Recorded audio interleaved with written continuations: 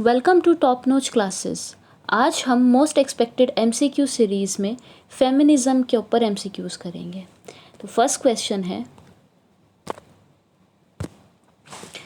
Who wrote the book called sexual politics? Option A Kate Millett, option B Mary Wollstonecraft, option C Young, option D Gayatri Spivak. इस question का answer है option A Kate Millett. इसी तरीके के questions जितने भी feminist thinkers हैं उनके बुक्स के बारे में, उनकी कोटेशंस के बारे में और तीनों वेव्स के बारे में, बेसिकली इसी टॉपिक में से ही क्वेश्चंस घूम फिर कर अभी तक नेट के एग्ज़ाम में आते रहे हैं। तो मैंने कोशिश की कि मैं इसी सब को कवर करूँ इसको इसके अंदर। इस क्वेश्चन का आंसर हो गया ऑप्शन ए केट मिलेट। ठीक है।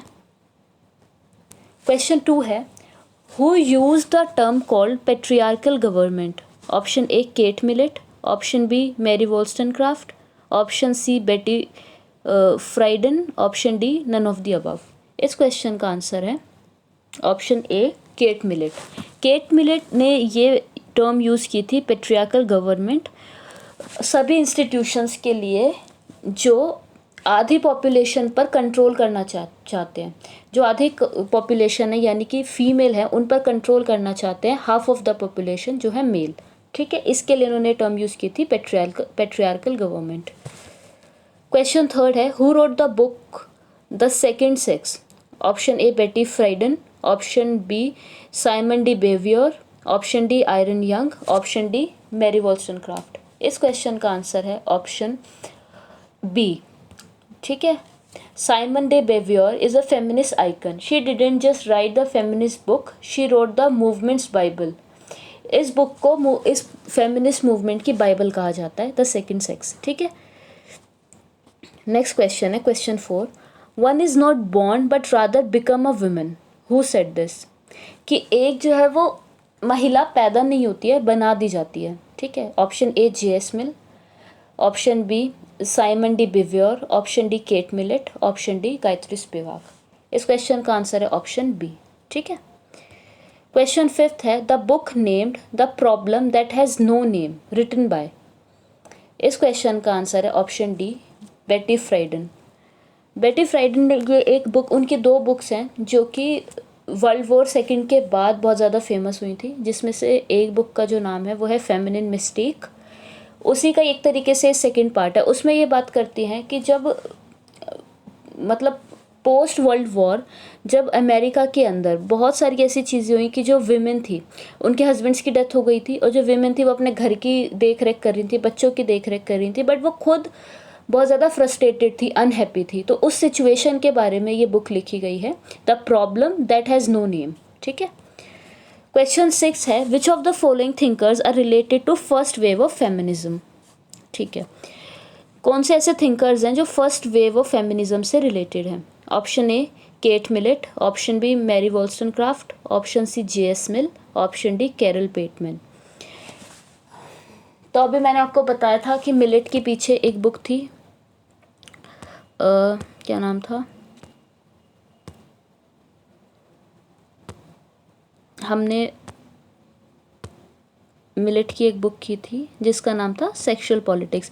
ये बेसिकली सेकेंड वेव से रिलेटेड थिंकर हैं। ठीक है, मैं यही आपको बताना चाह रही थी कि जिसके अंदर थोड़े आपको रेडिकल थॉट भी मिलेंगे, थोड़े आपको बैलेंस थॉट भी मिलेंगे, वो सेकेंड वेव के अंदर था। बहुत सारे थ्योरीज फेमिनिज्म की इकट्ठी इमर्ज हुई थी। ठीक है, लेकिन जो अभी हमारा क्वेश्चन है वो बेसिकली है कि फर्स्ट वेव से रिलेटेड फेमिनिस्ट थिंकर्स कौन कौन से थे। तो उसमें जे.एस. मिल है, कैरल पेटमैन है और मैरी वॉल्स्टनक्राफ्ट है। ठीक है, लेकिन जो मिलेट हैं वो सेकेंड वेव से रिलेटेड है बेसिकली। तो इस क्वेश्चन का आंसर हो जाएगा option second B C D only. ठीक है, इसके अंदर मैंने डाल दिया जो फर्स्ट वेव के जो फेमिनिज्म था उसका जो पीरियड था वो था 90th and 20th century. 20th century के बहुत अर्ली जो पार्ट था। ठीक है, वो उसके अंदर मैंने लिख दिया कि जो ये फर्स्ट वेव फेमिनिज्म है, ये जो टर्म है ये इटसेल्फ कॉइन की है एक जर्नलिस्ट ने जिनका नाम था मार्था लियर, जो न्यूयॉर्क में एक न्यूयॉर्क टाइम्स मैगजीन की जर्नलिस्ट थी बेसिकली। ठीक है, उसके अंदर ये टाइटल दिया गया था जिसके अंदर ये टाइटल था द सेकेंड फेमिनिस्ट वेव। उसी के अंदर एक टर्म भी कॉइन की गई थी, फर्स्ट वेव फेमिनिज्म। ठीक है, which of the following feminist thinker is not related to radical feminism. What is radical feminism? जो कि स्टार्टिंग के अंदर एक बेसिक फेमिनिज्म था जो सिर्फ औरतों को वोट का अधिकार दिलाने तक था, सिर्फ पॉलिटिकल राइट्स तक सीमित था। उसके बाद जो एक अलग वेव आती है उसमें हम देखते हैं कि रेडिकल फेमिनिज्म है, कि सिर्फ पॉलिटिकल में नहीं, सोशली हर तरीके से औरतों के साथ जो ऑपरेशन हुआ है उसके खिलाफ ये एक तरीके का मूवमेंट था। ठीक है, बेसिकली जो रेडिकल फेमिनिस्ट हैं वो कहते हैं कि हमको पूरा मतलब रीशेप करना होगा द होल वर्ल्ड्स कल्चर, जिस तरीके से औरतों को देखा जाता है। लेकिन जो फर्स्ट वेव थिंकर्स थे उन्होंने सिर्फ पॉलिटिकल राइट्स तक ही इसको सीमित रखा था। ठीक है, तो रेडिकल फेमिनिस्ट के जो थिंकर नहीं है इसके अंदर वो कौन है? बेटी फ्रीडन, शुलामित फायरस्टोन, केट मिलेट और सिगमंड फ्रॉइड। बेटी फ्रीडन जो हैं वो बेसिकली फर्स्ट वेव से रिलेटेड हैं। बाकी फायरस्टोन, केट मिलेट और फ्रॉइड ये तीनों रेडिकल फेमिनिज्म से रिलेटेड हैं। ठीक है, यहाँ पे मैंने इसकी थोड़ी डिटेल डाल दी है कि what is basically radical feminism. ठीक है, आप ये लोग देख लीजिएगा। Who is related to book called the dialectic of sex. ये बुक बहुत ज़्यादा इंपॉर्टेंट है बेसिकली रेडिकल फेमिनिज्म के लिए और सेकेंड वेव के लिए हद से ज़्यादा इंपॉर्टेंट है। इस क्वेश्चन की जो राइटर हैं वो है फायरस्टोन। ठीक है, the goal of the feminist revolution इन्होंने लिखा है, ये बेसिकली फायरस्टोन ने। She wrote must not just the elimination of male privilege. Mail privilege इन्होंने एक तरीके से ये फर्स्ट वेव पर अटैक करते हुए बोला है कि जैसे मेल के पास पहले प्रिविलेज होती थी वोट की, जो वोट का अधिकार था सिर्फ मेल के पास होता था, तो उन्होंने बोला सिर्फ इसके एलिमिनेशन से काम नहीं चलेगा कि आपने महिलाओं को मतदान का अधिकार दे दिया। उनको चाहिए कि जो चेंज होना चाहिए, जो एलिमिनेशन होना चाहिए वो सेक्स डिस्टिंक्शन में भी होना चाहिए। ठीक है, कि आदमी और औरत के अंदर जो फ़र्क है वो सिर्फ बायोलॉजिकल है, वो उतना ही रहना चाहिए। उसको आप कल्चर से, इमोशनली, मेंटली, हर तरीके से वीमेन को ऑप्रेस जो किया जाता है उससे जोड़कर ना देखें। ये था रेडिकल, जिसमें वो चाहते थे कि हमको रीशेप करना है वर्ल्ड कल्चर को। ठीक है, अब मैंने इन क्वेश्चंस के बाद basically first wave, second wave और थर्ड वेव आपको समझाना चाहा है ताकि आपको क्लियर हो जाए। बेसिकली थिंकर्स आप समझ गए होंगे कौन कौन है। मैरी वॉल्स्टनक्राफ्ट है और बेटी फ्राइडन है, जे.एस. मिल है, ये सब फर्स्ट वेव से रिलेटेड थिंकर्स हैं। ठीक है, अब देखते हैं फर्स्ट वेव है क्या।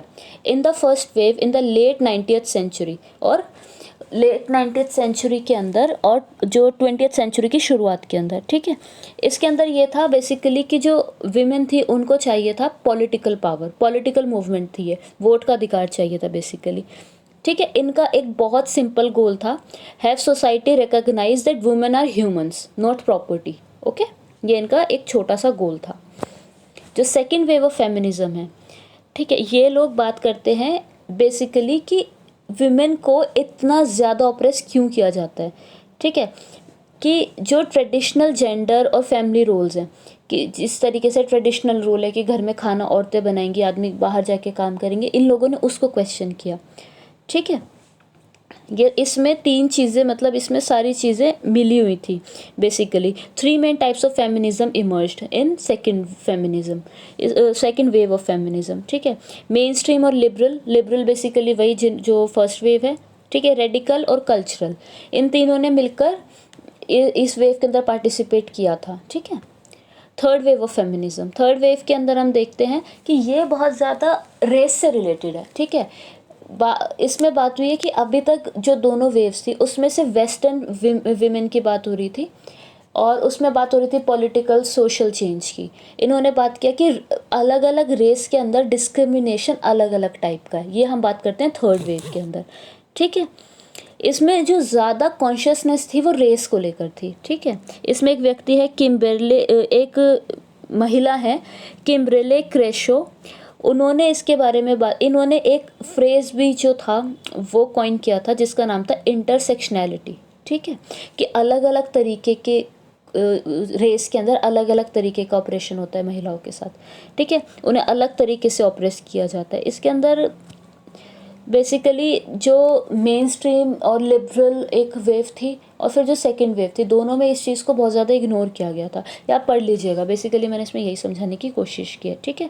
और जो एक फ्रेज़ था थर्ड वेव फेमिनिज्म, ये एक महिला जो थी, ब्लैक महिला, उनके द्वारा कॉइन की गई थी, जिनका नाम था रेबेका वॉकर। इस तरीके का क्वेश्चन भी नेट के एग्जाम में आ सकता है, डायरेक्ट फैक्ट पूछ लेते हैं कि किसने थर्ड वेव फेमिनिज्म जो टर्म है उसको कॉइन किया था, रेबेका वॉकर, ठीक है।